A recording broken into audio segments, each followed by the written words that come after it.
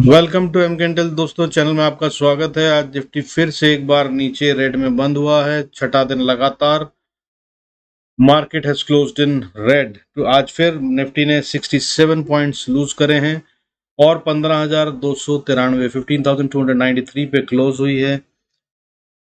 और हमारे सारे टारगेट जो मैंने टारगेट दिए थे वो अचीव हो गए हैं। फाइनली जो मैं 16,400 से लगातार देता आ रहा था टारगेट्स, तो 1200 पॉइंट की गेम आज कंप्लीट हो गई है। 15,200 भी आज अचीव हो गया।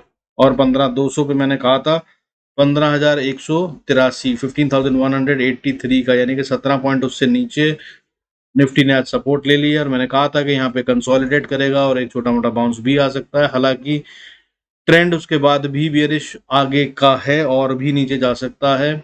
अगले लेवल जो मैंने बताए थे वो 14,950 और 850 बताए थे, वो भी आ सकते हैं। लेकिन मैंने 15,200 तक का तो आपको गेम शुरू में बता दिया था। 16,400 से 16,800 के बीच में जब हम होवर कर रहे थे, that's the time when I said that like 15,200 अब आ रहा है। और जैसे ही 16,000 टूट जाए उसके बाद बिंदास सेल। खैर एनी विच वेज जो भी है, अब आगे की कहानी देखते हैं कि आगे क्या होना। तो आज जो निफ्टी में हुआ वो 15,200 पे सपोर्ट लेता हुआ नजर आ रहा है। और यहाँ पर वो कंसोलिडेशन नहीं, डिस्ट्रीब्यूशन कहूंगा। मेरे हिसाब से ये भी और थोड़ा गिर सकता है, तो डिस्ट्रीब्यूशन ही हो रही है। और अभी ऐसा कोई कारण दिख नहीं रहा है except for the growth in the decent फायदे वाली growth in crude oil prices. Crude आज भयंकर रूप से गिरा हुआ है, लगभग 5.5% टूट चुका है अभी तक, जिसकी वजह से शायद कुछ एक अच्छा पॉजिटिव आ सकता है। परंतु आज एक्सपायरी है क्रूड ऑयल की, तो इसकी वजह से भी ये बड़ी फ्लक्चुएशन हो सकती है। मंडे को क्या होगा वो देखने की बात होगी। उसके अलावा कोई पॉजिटिव नहीं दिख रहा है। फर्दर आरबीआई की पॉलिसी आने वाली है, तो उसके अंदर भी डेफिनेटली हमारा भी अब सीआरआर बढ़ेगा, रेट आरआर रिजर्व इशू बढ़ेगी और सब कुछ होगा, तो वो भी बैंक्स के लिए नुकसानदेह होगा। बैंक निफ्टी आज जो है वो थोड़ा पॉजिटिवली बंद हुआ है, 125 पॉइंट ऊपर, 126 पॉइंट ऊपर कह सकते हैं, 0.39% के गेन के साथ 32,743 पे क्लोज हुआ है। हालांकि ओवरऑल पिक्चर इसकी भी वीक है, लेकिन ये नए 52 वीक लो नहीं बना रहा है। इसने अभी तक अपना पुराना 52 वीक लो सस्टेन कर रखा है, जो कि 32,155 पर है। हालांकि निफ्टी रोज नए लोस बना रहा है, तो अब जब तक ये सस्टेन्ड है तो हम कह सकते हैं कि थोड़ी देर डिस्ट्रीब्यूशन कंसोलिडेशन है और छोटा मोटा अपसाइड आ सकती है। अभी भी कोई एक रिकवरी आ सकती है। और अच्छा अगर खेलना चाहते हैं और अगर आप टेक्निकल्स में थोड़ा भी जानते हो, तो मैं आपसे कहूंगा कि ऐसे में लोएस्ट पॉइंट पे फिबोनाची लगाइएगा और उसके लेवल्स के हिसाब से खेलने की कोशिश करिएगा। दैट विल बी गुड अभी के लिए फॉर दिस पॉइंट। हालांकि ग्लोबल न्यूज पर डाल लेते हैं, वहां से कुछ भी अच्छा आता दिख नहीं रहा है। अभी हुआ क्या है कि यूएस ट्रेजरी ऑफिशियल्स ने कहा है क्या, the department is monitoring the activity of the crypto currency market, recent turmoil underscores urgent need for regulatory framework. मतलब कि जो कुछ क्रिप्टो करेंसी में हो रहा है, आई एम श्योर दैट आपको मालूम होगा, बिटकॉइन लगभग 60% टूट चुका है। 70,000 तक को छूने के बाद वो अभी 12,000 के आसपास, 12 से भी नीचे आ चुका है।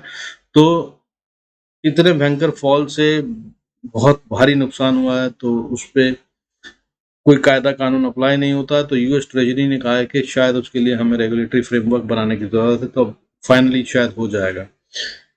इंडिया में हमारे पहले से ही बोल रखा है कि कोई भी कानूनी कार्यवाही इस पे लागू नहीं होगी। हालांकि टैक्स 30% लगेगा, चाहे आप नुकसान में बेचें या फायदे में बेचें। जो भी पैसा आप इससे पाएंगे उसके बदले में 30% टैक्स देना होगा, चाहे आप किसी भी स्लैब में सम्मिलित हो। और जो आपकी इनकम होगी तो वो आपका अलग से टैक्सेबल होगा आपकी इनकम के स्लैब के अनुसार। यानी कि लगभग अगर आप मान लीजिए 30% के स्लैब में है, या 20 के, 10 के, जो भी, तो 30% तो आपने जैसे ही क्रिप्टो बेचा, वो प्लस आपकी जो इनकम टैक्स लगती है, वो दोनों मिलाकर आपका टोटल पैसा तो काट लीजिए। मतलब 100 रुपए की अगर आपने क्रिप्टो करेंसी बेची, तो आपको 40 रुपए कम से कम बिना टैक्स देने होंगे। और अगर आप 30% के स्लैब में है, तो 100 रुपए का बेचकर 60 रुपए आपको टैक्स में देने होंगे। खैर, जो लोग नहीं कर रहे हैं उनके लिए ज्यादा इंपॉर्टेंट नहीं है, छोड़ सकते हैं। और जो लोग कर रहे हैं वो बेचिएगा नहीं अभी भी, क्योंकि जो बचा हुआ आप निकालेंगे, चाहे वो लॉस में बेचा हो चाहे प्रॉफिट में, दोनों पे टैक्स लगेगा एज पर मिस सीतारमन और फाइनेंस मिनिस्टर हमारी। तो अब उसके अंदर में बेचने पर पता चला कि आपने 60% वैसे खो दिया और अब 60% नीचे खो देंगे, so be cautious. Further RBI report के अनुसार as per the RBI report India is better place to avoid risk of stagflation. Stagflation क्या होता है? That is the combination of two words, stagnation and inflation. तो stagnation जब growth रुक जाती है, इन्फ्लेशन जब महंगाई बढ़ती है, तो इन्फ्लेशन और स्टैगफ्लेशन, स्टैग्नेशन दोनों ही खतरा है अक्रॉस द वर्ल्ड इकोनॉमी। तो उसके तहत में ये कहा है आरबीआई की रिपोर्ट ने कि India is better place to avoid risk of stagflation. ऐसा नहीं कह रही है there is no risk, but they are saying it is better placed to avoid risk of stagflation. ये पूरी दुनिया में चर्चा का विषय है आज की तारीख में। आरबीआई ने भी इस पे अपनी रिपोर्ट जारी कर दी है। तो देखते हैं, जिसके तहत में एक आ गया है स्टैगफ्लेशन की रिपोर्ट के तहत में, वर्ल्ड की बात बता रहा हूँ कि हम 2023 या 24 में अच्छे वाले रिसेशन के अंदर जाने वाले हैं और एक भयंकर मंदी का दौर आने वाला है। और मंदी का दौर जो है वो 1 साल से 3 साल तक अमूमन चलता है। तो be ready for that. That's why I am saying that don't buy, sit on your money and अच्छे अच्छे मौके मिलेंगे खरीदने के लिए। फर्दर टॉप यूक्रेनियन ऑफिशियल्स ने, कल मैंने एक खबर दी थी जिसके तहत में बताया था आपको कि Ukraine is not responding to Russia's peace talk offers. तो रशिया वालों ने कहा था कि हम तो चाहते हैं शांति, मगर हमारे शांति प्रस्ताव भेजा हुआ, वहां से कीव का कोई जवाब नहीं है। तो आज कीव ने, यूक्रेन ने जवाब दे दिया। क्या कहा उन्होंने कि that we will definitely return to the negotiations with Russia. हम जरूर आएंगे बात करने, but only at the right time, सही समय पे आएंगे, and with a strong negotiation position. और तब आएंगे जब हम भी किसी मजबूत स्थिति में होंगे नेगोशिएशन के लिए, करने के लिए। यूं दब कर नेगोशिएशन नहीं करना चाहते। Great. So further, American citizen is suing the world's richest man for allegedly pumping Dogecoin. Dogecoin एक और बिटकॉइन क्रिप्टो करेंसी है, उसके अंदर में कानूनी केस कर दिया, अमेरिका के अंदर सू कर दिया है एक अमेरिकन सिटीजन ने। इसको, वर्ल्ड के सबसे अमीर आदमी को, कौन है वो? Elon Musk. कि भाई आपने कुछ पंपिंग करी थी जिसकी वजह से डोजीकॉइन के अंदर रेट बढ़े, एंड उसकी वजह से आपने अपना फायदा उठाया और आप बाहर निकले, काफी लोगों को नुकसान हुआ। देखते हैं उस केस में क्या होगा। The lawsuit alleges that Musk was part of a racketeering scheme to back the current cryptocurrency. Further एक और बड़ी खबर में, इंडिया की तरफ से RIL, रिलायंस मतलब खरीदना चाह रहा है, शायद इंटरेस्ट दिखाया उन्होंने रेवलॉन को। जो मैंने कल खबर और बताई थी आपको कि रेवलॉन बैंकरप्ट हो गई है, दुनिया की one of the oldest companies in cosmetics, nail polish, lipstick and all that stuff, you know, बहुत बड़ा नाम है ये रेवलॉन। अमेरिका की कंपनी थी, इसने पिछले हफ्ते बैंकरप्सी फाइल कर दी है, और उस बैंकरप्सी के तहत में अब रिलायंस ने कुछ स्टेटमेंट दिए जिसके तहत में उसने कहा है कि शायद वो खरीद सकते हैं।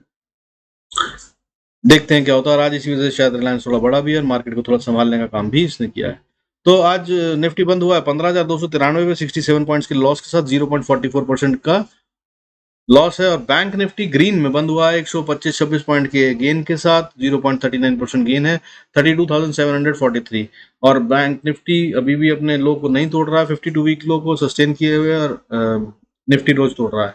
और आज बढ़ने वाले शेयरों में 550 शेयर थे और गिरने वाले शेयरों में 1398 शेयर, 1400 शेयर गिर रहे थे अगेंस्ट 550 शेयर्स बढ़ने वालों में। ठीक है, तो अब आगे चलते हैं और देख लेते हैं कि आज एफआईआईएस ने क्या करा। आज एफआईआईएस ने एक धमाल करा जिसके तहत में उन्होंने रोज की एवरेज से डबल से भी ज्यादा माल बेचा है। 7,818 करोड़ का माल उन्होंने बेचा है। डीआईआईएस ने भी बहुत कमाल करने की कोशिश करी है, इसके अगेंस्ट में उन्होंने भी अपनी एवरेज फिगर से 2 से 2.5 गुना एक्स्ट्रा खरीदने की कोशिश करी है। और 7,818 की सेल के अगेंस्ट में उन्होंने 6,086.92 करोड़ का माल खरीदा है। फिर भी 1,800 करोड़ का माल कम खरीद पाए हैं, तो वो पब्लिक ने खरीदा है, और पब्लिक बहुत अच्छे से ट्रैप हो रही है इस समय। पर डीआईआईएस भी खरीद रहे हैं, तो उम्मीद बरकरार है कि आज नहीं तो कल ये गेन आएंगे और करेंगे। लेकिन जिन दो रिटेल ने खरीदा है उनको मैं सजेशन ये देना चाहूंगा कि भाई अगर आपके पास भी डीआईआईएस जैसा पेशेंस है तभी इसके ऊपर बैठिएगा, क्योंकि हो सकता है मैं आपको बता दूं, डीआईआईएस जब कुछ खरीदते हैं तो उनका जो अमूमन बेसिक पहला स्टॉप लॉस होता है वो 33% होता है। मतलब उनकी बाय प्राइस से अगर 33% शेयर गिर जाए तब वो उससे बाहर निकलने के बारे में सोचते हैं। और आमतौर पे वो तब भी नहीं निकलते हैं, क्योंकि उनके प्लान्स लंबे होते हैं, एवरेज करते हैं और आगे तक रखते हैं, और 2 साल की जगह 6 साल भी रखने को तैयार होते हैं, अगर कंपनी के फंडामेंटल्स में दिक्कत ना हो तो अगर आप 33% कोई शेयर खरीद रहे हैं और समझते हैं कि आप डीआईएस खरीद रहे हैं इसलिए मुझे भी खरीदना चाहिए, तो ध्यान रखिएगा कि वही लॉजिक और फंडामेंटल्स आप रखिएगा, नहीं तो आप फंस जाएंगे। जहाँ 10% 15% टूटेगा वहां पे धुकधुकी होगी और आप बेच देंगे। खैर एनी विच वेज, आगे चलते हुए बताता हूँ। एफ ने अब तक जून के महीने में 42,080 करोड़ का माल बेच दिया है और डी ने अब तक 30,312 करोड़ का माल खरीद लिया है। इसी तरह सालाना फिगर जो है एफ की सेल ऑफ की बढ़ गई है 2,67,000 2,67,373 करोड़ और डी की बाइंग बन गई है 2,15,680.42 करोड़ की। इसके साथ ही लगभग 3,60,000 3.60 लाख करोड़ का माल बेच चुके हैं एफ पिछले 10-11 महीने में। 10 महीने में 11 भी नहीं बोलूंगा, मैं बढ़ा रहा हूँ, 9-10 महीने में 3.5 लाख 3.60 लाख करोड़ का माल बेच चुके हैं। This took more than 10 years to come to India. Further खैर आगे चलते हुए, आज जैसा कि मैंने बताया कि आपको 550 शेयर थे जो बढ़ रहे थे और गिरने वाले शेयर 1398 थे, तो कौन से शेयर थे जो बढ़ रहे थे? आज हैरानी की बात यह है कि मेटल्स, मीडिया और बैंक्स एंड फाइनेंस बढ़ रहे थे। मेटल मीडिया बढ़ नहीं रहे थे, मेटल मीडिया गिरे नहीं है कहना चाहिए, और बैंक में थोड़ी सी बढ़त थी क्योंकि पीएसयू बैंक्स गिर रहे थे, हालांकि सरकारी बैंक उठ रहे थे, तो मतलब ये भी एक मिक्स बैग था। इसके अलावा अगर वैसे बात करूं तो लगभग बाकी सारे सेक्टर गिर रहे थे, और जो गिरे हैं वो बड़े बड़े सेक्टर बड़ी बड़ी परसेंटेज से गिरे हैं। खैर एनीवेज, जो बड़े हैं शेयर वो कौन कौन से हैं जिन्होंने मार्केट पे इम्पैक्ट डाला? रिलायंस आज 1.17% बढ़ा, आईसीआईसीआई बैंक 1.23%, बजाज फाइनेंस बढ़ा है 2.57%, अदानी, कोफोर्ज, डेल्टा कॉर्प, ये सब बड़े हैं। अब तो डेल्टा कॉर्प जो है आज 12.39%, 12.5% के करीब बढ़ा। सन टीवी लगभग 5.78%, हिंदुस्तान एरोन 5.65%, बजाज फिनसर्व भी बढ़ा था आज 2.5% के करीब। और कई सारे शेयर बढ़े हैं जो कि इंटेलेक्ट है, स्ट्राइड फार्मा है, ये सब शेयर बढ़ने वाले थे, 3-3%, 4-4% बढ़े हैं। लेकिन उसके बावजूद मार्केट रेड में बंद हुई है। क्यों? क्योंकि जो बड़े वाले शेयर हैं जो मार्केट के वैल्यूएशन में काम करते हैं, except for Reliance and Bajaj finance की अगर मैं बात करूं, या कुछ हद तक आप आईसीआईसीआई बैंक को भी मान सकते हैं, तो बाकी के जो शेयर थे बड़े बड़े वो सारे गिरे हैं। जैसे कि टाइटन 6% से ज्यादा गिरा है, मारुति 1.86%, 1.86% गिरा है, emphasis 5%, Laurus labs 4.93%, Petronet LNG 4.85%, Pidilite, Pidilite मतलब वो फेविकोल वाली कंपनी 4.65% गिर गई, Jubilant food, Wipro, Escorts, you name big companies and all those companies were losing today big time. खैर एनी विच वेज, मार्केट मैंने पहले ही बता रखा है आपको कि वीक चल रही है और भयंकर रूप से कमजोर है, और उसके तहत में अभी बाइंग ना कीजिएगा। तो मैं अभी आपको फिर बता दूं कि मेरे को मंडे को जो दिख रहा है, लग रहा है, वो ये है कि छोटी सी रिकवरी आ सकती है और उसका बड़ा वाला मूव खेल हो सकता है, लेकिन उसे बिल्कुल भी असली मत समझिएगा क्योंकि मंडे को यूएस की छुट्टी है और सिर्फ हम शायद डोमेस्टिक में ही खेलेंगे, तो वो जो खेल होगा वो नलीफाई हो जाएगा ट्यूसडे को जब डोमेस्टिक से फॉरनर आएंगे, फॉरेन इंस्टीट्यूशनल इन्वेस्टर्स आएंगे। तो be very cautious and careful, don't rely on Mondays game. Monday की गेम बहुत ही रैटिक होगी और अनरिलायबल होगी, सो बी केयरफुल, कोई भी पोजीशन होल्ड ना करें मंडे को लेकर। आइए देख लेते हैं अब आगे क्या करना है। Levels for bank Nifty and Nifty, और वैसे भी 6 दिन गिर गया तो एक शॉर्ट रिकवरी बनती है। चलिए लेवल्स देखने से पहले I request you to please go through the disclaimer. I am not a SEBI registered analyst. All this information as I share is for the purpose of education. Please do consult your financial advisor for any action you may want to take. तो देख लेते हैं Nifty 50 के देखिए ये level है। मैंने आपको कल बताया था कि ये वाला लेवल है 15,260-70 का। इसके नीचे अगर मार्केट जाती है तो 200 तो आएगा 200 पे एक रेजिस्टेंस ले सकता है 180 से 200, तो एग्जैक्टली 185-83 कर लो मार्कर। ये देख लीजिए आप, 1 2 3 4 5 6 7 8 लगभग पूरा दिन यहाँ गुजार दिया है निफ्टी ने, और एक सॉरी निफ्टी गिरा नहीं और यहाँ सपोर्ट ले रहा है। अब इसको आप डिस्ट्रीब्यूशन माने तो इसका मतलब ये है कि यहाँ पे माल भेजा जा रहा है और अभी और नीचे गिरेगी, और अगर इसको आप कंसोलिडेशन माने तो ये यहाँ से ऊपर उठेगी। हालांकि आखिरी कैंडल को देखने के बाद ये लग रहा है कि लास्ट में बाइंग आई है, जिसका मतलब ये है कि ये ऊपर को आ सकती है, बट ये रिलायबल नहीं होगी, सो बी वेरी कॉशियस। और ऊपर से इंडिया विक्स थोड़ा सा एराटिक बिहेव कर रहा है, अगर विक्स गिरना शुरू होता है तो मंडे को ऑप्शंस में पैसा कमाना बहुत मुश्किल होगा। Be cautious and careful. ये लेवल्स देख लेते हैं। तो अगर हम निफ्टी को बढ़ना है तो बढ़ते हुए सबसे पहली रेजिस्टेंस जो उसको फेस करनी होगी वो है 15,370 से 380 के बीच में, और अगर इसको पार कर लेता है तो अगली रेजिस्टेंस 472 पे है, और अगर इसको पार कर लेता है तो फिर अगली रेजिस्टेंस जो है वो बहुत ही नजदीक है, 510-20 के आसपास आ जाएगी, और अगर इसको पार कर लेता है तो फिर 600 तक जा सकता है ये, और 600 को पार कर लेता है तो फिर 15,850 का लेवल है, जहां पर एक बहुत स्टिफ रेजिस्टेंस है। इसको पार करना will be a tough task for Nifty now, और मुझे नहीं लगता किसी भी तरह से ये भी रिसेंट टाइम्स में हो सकता है। नीचे की तरफ अगर देखें तो भाई नीचे की तरफ अगर जाते हैं तो पहली सपोर्ट जो है वो भी 15,270 के आसपास आ जाएगी, और फिर उसके बाद 15,200 पे मैंने बताया था वो आ जाएगी, 200 से 180 के आसपास, और अगर इसको तोड़ देते हैं हम तो फिर अगली सपोर्ट जो है वो 15,100 के पास बनती है, और उसके बाद फिर 14,900 से 950 आता दिख रहा है, और अगर उसको तोड़ दिया तो फिर 14,750 भी आ सकता है। उसके बाद 14,750 के बाद अब फिर से ब्लू ओपन डीप डाइव सी होगा, कहाँ जाएगी मार्केट कहना मुश्किल है। अगर 14,400 तक रुकी तो बढ़िया, नहीं रुकी तो फिर और बहुत बड़े बड़े घर खुल जाएंगे।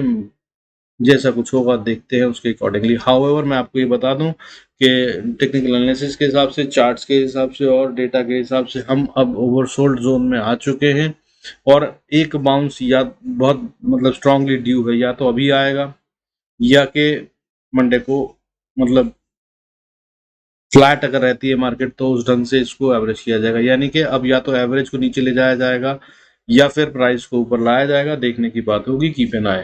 और ये फिर बता रहा हूँ, बुलिश की तरफ मत सोचिएगा, डोंट थिंक के बॉटम हैज बीन मेड, अभी तो नहीं। फर्दर लेकिन अभी बढ़त आएगी एक, ठीक है। फर्दर बैंक निफ्टी देख लेते हैं। बैंक निफ्टी की जो स्थिति है उसके तहत में हम कहाँ पे ट्रेड कर सकते हैं, लेट्स लुक एट दैट।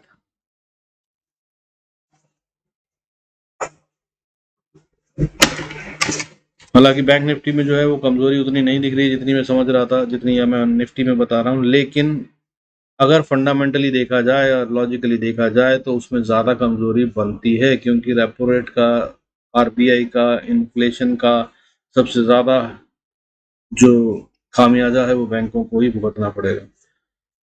तो ये देखिए जो बैंक निफ्टी है, अगर इसने भी बहुत अच्छे से ऑनर करा हमारे लेवल्स को।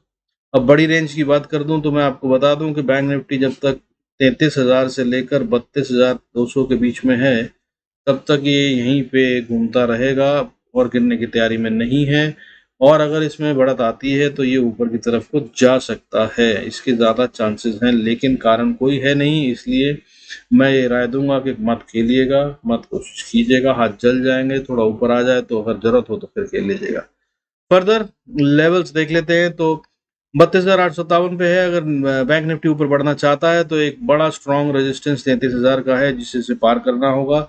ये पार करना काफी मुश्किल होगा, लेकिन अगर किसी बड़ी कैंडल से हो जाता है या अगर सीधा गैप अप से ही हो जाता है तो अगला लेवल जो होगा वो 33,208 का होगा। इसको पार कर लेते हैं तो फिर एक और छोटा सा रेजिस्टेंस 33,500 पे आएगा, 500-520 पे, और अगर इसको पार कर लिया तो एक स्ट्रॉन्ग वाला रेजिस्टेंस शुरू हो जाएगा 33,650 से लेकर 700 के बीच में, 720 तक में। 720 को पार करना या 780 को पार करना इसलिए बहुत मुश्किल होगा। 33,780 पे नजर रखिएगा। अगर इसको पार कर ले तो फिर हम 34,000 की तरफ बढ़ रहे हैं, और 34,000 के बाद फिर ये गैप फिल करने आ सकता है 34,440 तक, और उसके बाद अगली रेजिस्टेंस जो स्ट्रांग वाली बनती है, एटलीस्ट फॉर दिस वीक, मैं बोल रहा हूँ दिस मतलब नेक्स्ट वीक, 34,780 की बनती है। यहाँ पे आके definitely bank Nifty time pass करेगा, रुकेगा, वेट करेगा, अगर ऊपर जाना है तो भी और अगर नीचे जाना है तो भी। लेकिन एक ही कंडीशन है जब यहाँ नहीं रुकेगा, वो तब अगर इसने बहुत बड़ी सी कैंडल से, यानी कि सीधा 900 या 35,000 को छू दिया direct he with in 10-15 minute या आधा घंटा, तो हो सकता है कि ना आए। अदरवाइज ये लेवल इतना क्रिटिकल है कि यहाँ पर तो डेफिनेटली रुकेगा ही रुकेगा, और इसके होते हुए दिख नहीं रहे मुझे कारण फिलहाल के लिए। बाकी नीचे की तरफ अगर जाते हैं तो पहली सपोर्ट जो आएगी साहब ध्यान रख लीजिएगा आप, अगर बैंक निफ्टी नीचे की तरफ गिरने लगता है तो 32,650, और अगर उसके नीचे जाता है तो 32,580, और अगर इसको तोड़ देता है तो अगली सपोर्ट जो है वो होगी 32,260 पे, और अगर इसको तोड़ देता है तो फाइनल सपोर्ट आखिरी दम निकलेगा जो वो होगा 32,150 पे, 32,150। और इसे तोड़ना नहीं चाहिए, क्योंकि अगर इसने इसको तोड़ दिया तो साहब देखिए बहुत सारे घर नीचे के लिए खुल जाएंगे। पहला घर जो होगा वो 32,000 का होगा, 32,000 तो, और उसके बाद फिर ये 30,000, 28,000, 29,000 तक, 28,000 तक भी जा सकता है, और वो उसी के बाद बता पाऊंगा मैं लेवल्स। अगर ये 32,200 को तोड़ दे तो बॉस आप अच्छा खासा एक शॉर्ट का ट्रेड ले सकते हैं और इंतजार कर सकते हैं। लेकिन एट द सेम टाइम मैं बता दूं आपको कि अर्ली चार्ट पर जो है ये अभी फिलहाल ओवरसोल्ड जोन में जा चुका है। डेली चार्ट में भी ये ओवरसोल्ड जोन में ऑलमोस्ट एंटर कर चुका है, तो एक बढ़त आना लाजमी है। बहुत मुमकिन है कि ये मंडे ही को आ जाए और उसके बाद फिर अगली चाल नीचे जाने की शुरू हो। So that's it from my side on my analysis. बाकी सैटरडे संडे में कुछ खास खबर आ जाए तो उसके अकॉर्डिंगली ये चीजें बदल सकती हैं। मेरे टारगेट्स 15,200 के अचीव हो गए हैं, और अभी मंडे को मैं बोल रहा हूँ कि गेम जो है वो नकली होगा, क्योंकि यूएस की छुट्टी है। तो अभी फिलहाल मंडे को शायद मैं स्लो रहूंगा, ट्रेड नहीं करूंगा या कम करूंगा। बाकी आपको लेवल्स बता दिए हैं, आप भी वैसे ही कर सकते हैं, ठीक है। So this is it for now from my side. Thank you so much for staying connected.